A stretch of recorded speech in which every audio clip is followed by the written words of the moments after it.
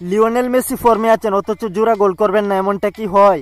American football major league সকারে New York সিটির বিপক্ষে আবারও আলু চড়ালেন আর্জেন্টাইন জাদুকর, করলেন জোড়া গোল। ছিল হ্যাটট্রিক করারও সুযোগ, কিন্তু পেনাল্টি পেয়ে শুট নিলেন না লিও, সুযোগ করে দিলেন দীর্ঘদিনের বন্ধু লুইস সুয়ারেজকে। প্রথমার্ধ গোল শূন্য ড্র হওয়ার পথে তখনই জ্বলে উঠলেন লিও, বিরতির ঠিক আগে তৈরি করলেন অসাধারণ এক সুযোগ, এই সুযোগ থেকে গোল করেন রদ্রিগেজ।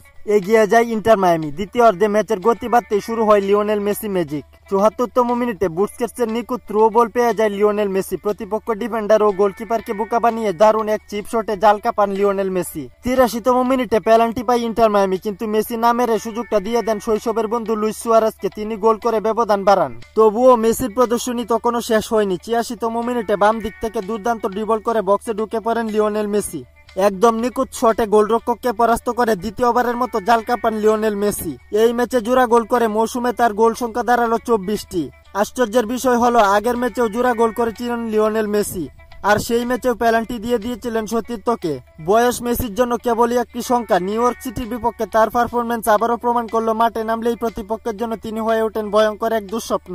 একজন ফুটবল প্রেমী হিসেবে খেলাধুলার গুরুত্বপূর্ণ আপডেট পেতে আমাদের চ্যানেলটি সাবস্ক্রাইব করে পাশেই থাকুন।